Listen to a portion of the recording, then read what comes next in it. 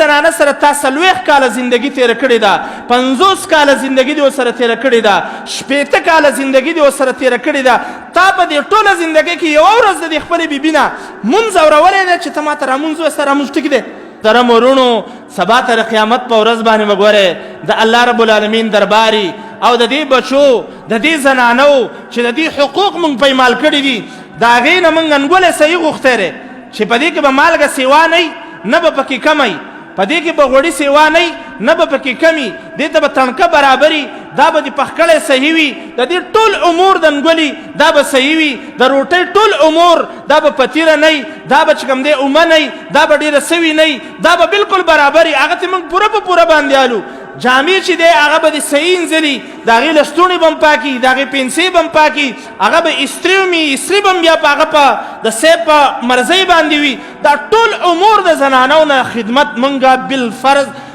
بالکل داسې اخلو د هغې نه، بالکل لکه د هغې باندې زمونږ دا حق دی، ټیک ده، د هغې نه ټول حقوق موږ پوره غواړو. لیکن که د هغې زنانه په تا باندې کوم حقوق دي، من کله دا تپوس نه دی کړی چې زما مولوي صاحب د دې ښځې په ما باندې څه حق دی، زما د دې بچو په ما باندې څه حق دی، زما د دې لوڼو په ما باندې څه حق دی، د دې بچو په ما باندې څه حق دی. نو ګورې رونو، د هغې نه موږ په دنیا کې د هغې ټوله د هغې چې کومه ډیوټي ده، د هغې چې کومه ذمهداري ده، د بچو ذمهداري ده، د هغې د کور د پخلي ذمهداري ده، د صفایي ذمهداري ده، ټوله ذمهداري دا ته مونږ کره په پوره باندې غواړو چې لږ معمولي پکې شیشې کمي، بیا د هغې خیر نه. نو دغه شانته کې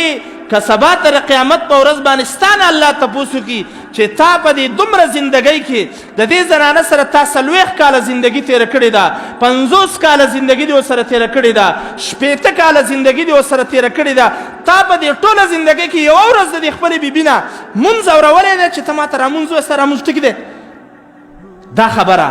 چې موږ د هغې د مونځ تپوس خطا ته دا تپوس کړی دی چې ښځې الله رب العالمین ته پیژنې، الله رب العالمین په موږ باندې څه حق دی، ته خپل پیغمبر پیژنې، د هغه پیغمبر څه نوم دی، ته صحابه پیژنې، صحابه څه ته وایي. زما وروڼو ګوره، زموږ په دې معاشره کې داسې زنانه شته دی چې هغه د پیغمبر نوم وله نه ورځي، دا د دغه پیغمبر امتي ده خو دې له د پیغمبر نوم نه ورځي، د دې دا ذمهدار به څوک یي؟ اخر موږ خو ګرځو یا بسترې اغستې پنجاب ته روان یو او یا بهر ملکونو ته روان یو، یا یو ځای ته او بل ځای ته روان یو، خو زموږ په دې خپلو کورونو کې چې دا کمې بیبیانې دي او دیو له د پیغمبر نوم نه ورځي، دیو د توحید د مسلې نه نه دي خبر، دیو د خپل اودس د مسلې نه نه دي خبر، دیو د خپل بیماری د مسلې نه نه دي خبر، دیو د خپل مانځه د مسلې نه نه دي خبر، او دیو د خپل بچو د تربیت او د هغې د مسلو نه نه دي خبر. اخر دا به کله زده کوي؟ مدرسې ته یې ته نه پرېږدې، او دغه شانتې کې په خپله باندې تا علم نه دی کړی، او دغه شانتې کې دا